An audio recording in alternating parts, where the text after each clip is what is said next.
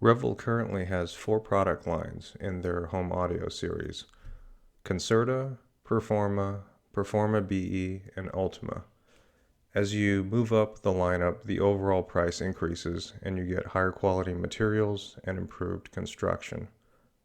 While it's unquestionable that there are differences in the construction and appearance, the important question is, just how audible are these differences, and are they worth the money?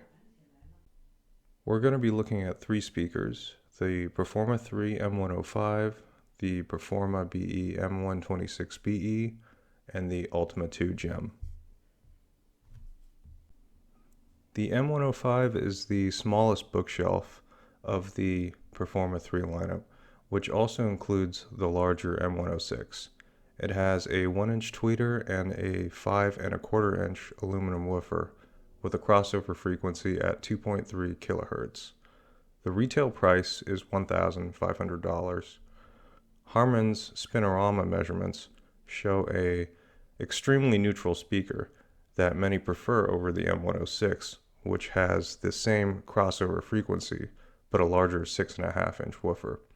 This creates a less ideal directivity match between the woofer and the tweeter compared to the M105.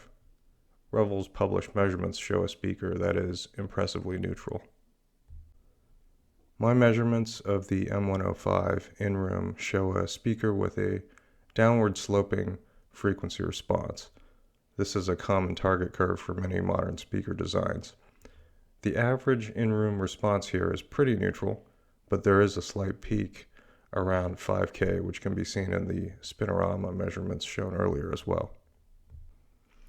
It's a fantastically sounding speaker for the price point of $1,500, with a very wide soundstage and good vertical axis dispersion, despite being a traditional two-way speaker. The only thing I can criticize about the speaker is the slightly peaky bass response from 60 to 80 Hz, which makes the bass sound somewhat hollow. I would recommend running room correction to fix the bass response on these speakers.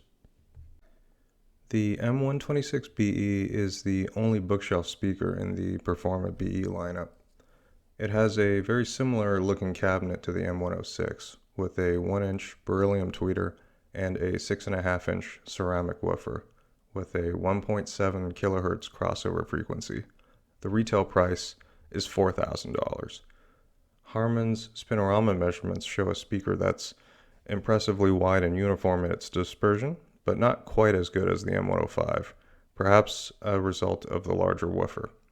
The M105 is extremely neutral on axis, although just slightly less so than the M105. My in-room measurements show a speaker that is very neutral and a much deeper bass extension than the M105 has. While the M105 has usable bass down to about 55 Hz, the M126BE has usable in-room extension all the way down to 30 Hz. It measures ever so slightly less neutral than the M105 overall, as it is less flat in its response below 1 kHz. However, in the upper mid-range and treble region, it's actually a little flatter than the M105.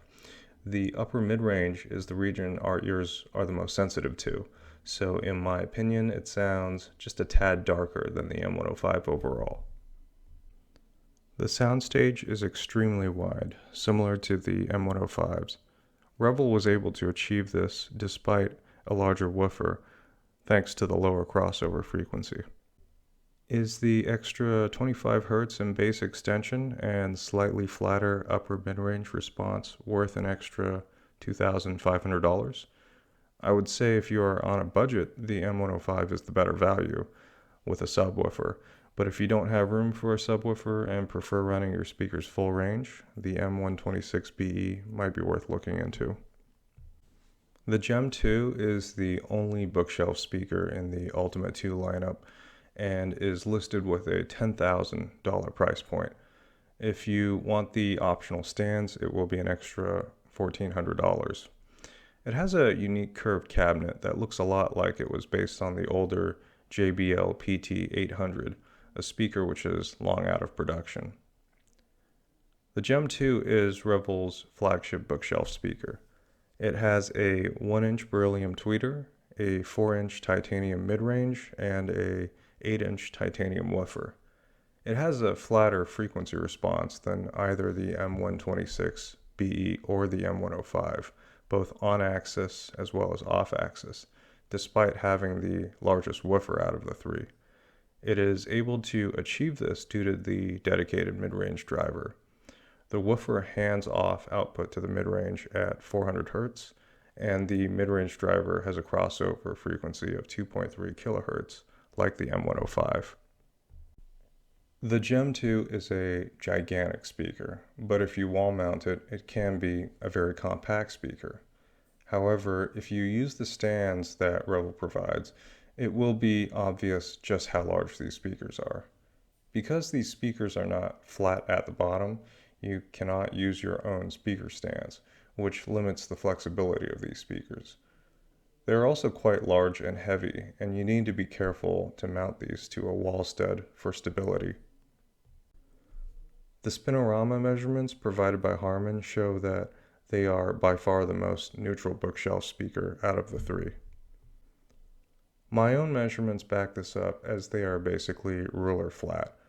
While their bass extension looks similar to the M105, in practice they sound quite anemic in the bass.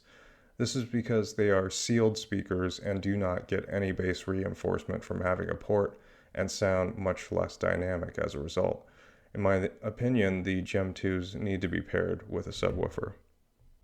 The soundstage is the largest out of all three of these speakers. It's not even close. The 4-inch mid-range driver provides uniform dispersion in the mid-range, which is typically much harder to achieve in the mid-range because large woofers tend to become directional near the top of their crossover range. So comparatively, here are my opinions. The Gem 2 has the best overall mid-range and treble, but the bass response is well behind the other two. The M126BE has the best bass response, while the M105 and Gem 2 both have pros and cons. The M105 needs room correction to flatten its bass, and the Gem 2 needs a sub. The M126BE stands out overall as the best performer in my opinion. It has the best standalone bass response, and while it does not have the absolute flattest mid-range and treble response of the Gem 2s, it has a lot more flexibility with placement and does not require special stands and takes up less space overall. The Gem 2s are absolutely massive. The M105s are the best value because they give you so much of the performance of its bigger brothers while costing a lot less. It has mid-range and treble performance that's not quite as good, but in the ballpark of the M126BE and the Gem 2, and just needs a little bass correction. The Gem 2 can be an amazing solution if you need satellite speakers for home theater that are wall mounted. Given their lack of bass output and dynamics, I would not suggest using them standalone for 2-channel. Especially their large size while on stands makes them a hard sell, even when paired with subs, given the cost of the stands. I feel like some other less expensive speakers are better values overall, such as the KEF Reference 1, which costs $2,000 less. It can be used with third-party speaker stands and can be run full range without the need of a subwoofer. At $11,400 with the official stands, they are a bit of a tough sell today, in my opinion, at the list price.